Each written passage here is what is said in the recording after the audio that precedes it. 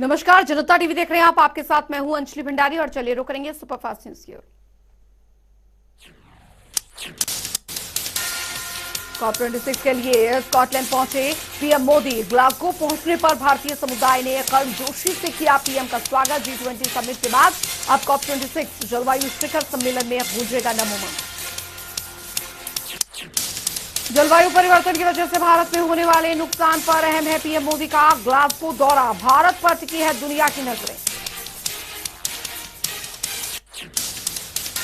एकता दिवस पर गृह मंत्री अमित शाह ने गुजरात के केवड़िया में सरदार पटेल को किया नमन। स्टैच्यू ऑफ यूनिटी पर अर्पित की पुष्पांजलि। उधर अमित शाह ने सरदार पटेल का बताया चाणक्य। कहा, एक जमाने में आचार्य चाणक्य ने देश को किया था एकजुट। इसके सदियों बाद सरदार पटेल ने देश को एक सूत्र में पिरोया।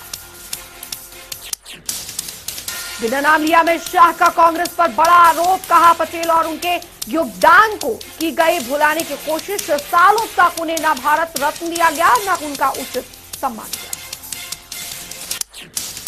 अमित शाह ने कहा, देश को नई ऊर्जा देती है सरदार पटेल की मूर्ति। राष्ट्र सेवा के लिए सरदार पटेल के कर्जदार रहेंगे देशवासी। लौह पुरुष सरदार वल्लभ भाई पटेल की 145वीं जयंती पर देश भर में कार्यक्रम आयोजित। हर साल की तरह इस दिन को नेशनल यूनिटी डे के रूप में मना रहा देश। लौह पुरुष की जयंती पर जूनागढ़ में बिखरे रंगोली के जरिए पेश की गई सरदार वल्लभ भाई पटेल के बचपन से लेकर आजादी की लड़ाई तक की तस्वीरें। पूर्व प्रधानमंत्री इंदिरा गांधी की 37वीं पुण्यतिथि पर शक्ति स्थल पहुंचे राहुल गांधी। फूल अर्पित कर दी आर्यन लेडी को श्रद्धांजलि। कहा, वो नारी शक्ति का थी बेहतरीन नेता।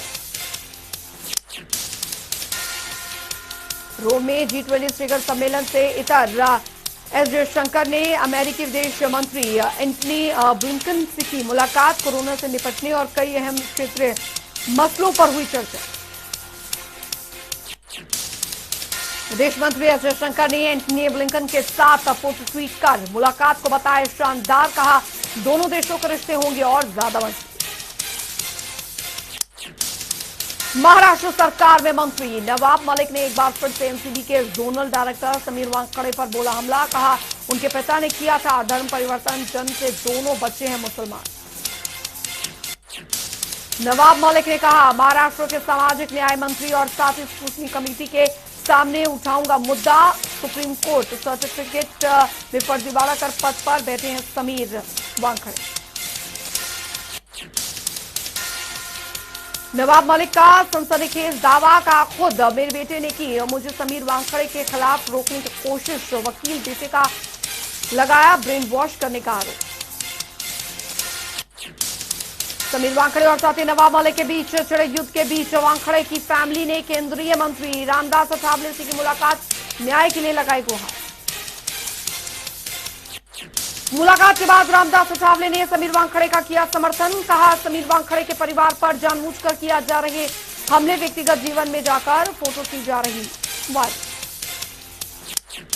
रामदास अठावले ने कहा, पूरी ताकत के साथ समीर वानखड़े के पीछे खड़ी रहेगी रिपब्लिकन पार्टी। समीर वानखड़े और उनके परिवार को बदनाम करने के लिए रचा जा रहा षड्यंत्र।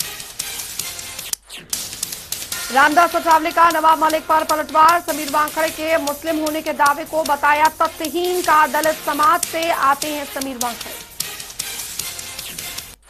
समीर वानखड़े के पिता ने भी नवाब मलिक के आरोपों को बताया झूठा। कहा, उनके बेटे ने कभी इस्लाम कबूल नहीं किया। सर्टिफिकेट भी किए थे। क्रूज ड्रग्स केस में एक और ट्विस्ट। बीजेपी नेता मोहित कंबोज ने नवाब मलिक पर ठोका 100 करोड़ रुपए का मानहानि का मुकदमा। नवाब मलिक ने मोहित कंबोज पर भी लगाए थे कई गंभीर आरोप।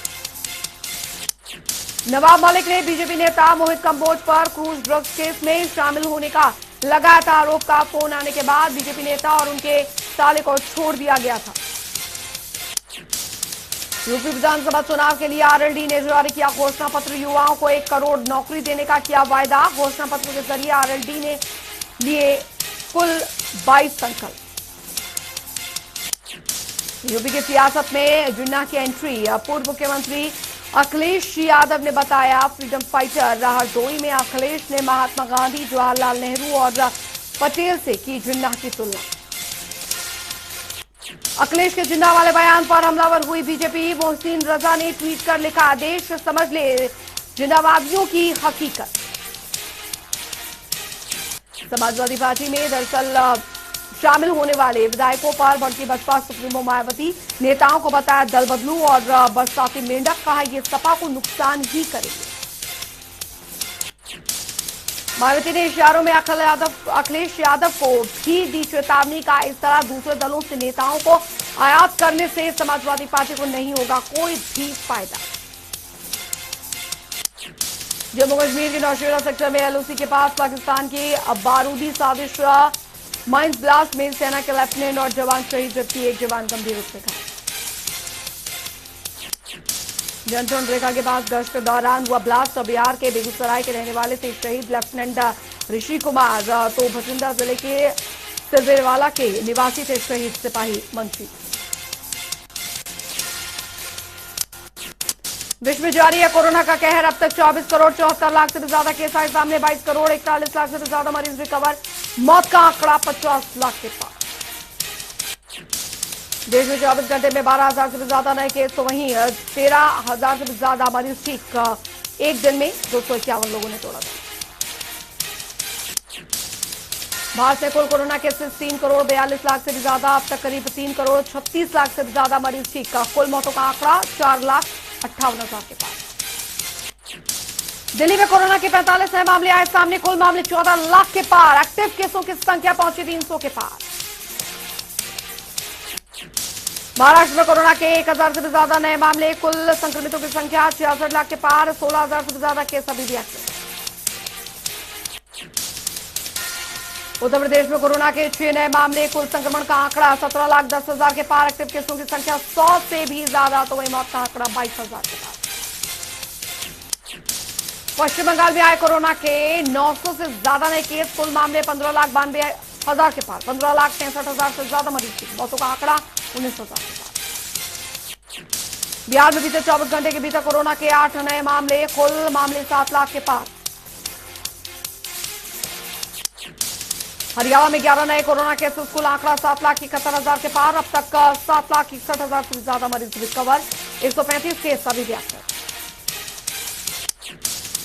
हिमाचल में पिछले 24 घंटे में 85 नए मामले दर्ज, कुल संक्रमितों की संख्या 2,24,000 के पार। मौत का आंकड़ा 3,700 से भी ज्यादा, 1,000 से ज्यादा केस अभी भी एक्टिव। देश में कोरोना के खिलाफ वैक्सीनेशन अभियान जारी, वैक्सीनेशन का आंकड़ा 106 करोड़ 14 लाख के पार। 19 महीने बाद खुले दिल्ली में नर्सरी से 8वीं तक के स्कूल। डीडीएमए ने 8वीं कक्षा स्कूल के लिए जारी की गाइडलाइंस, एक क्लास में 50% बच्चों को बिठाने की इजाजत।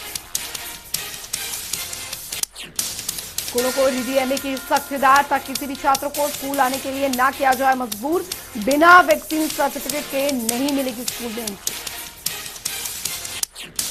उत्तराखंड की राजधानी देहरादून में भीषण सड़क हादसा, विकासनगर में खाई में बस गिरने से 14 लोगों की मौके पर मौत, कई गंभीर रूप से घायल।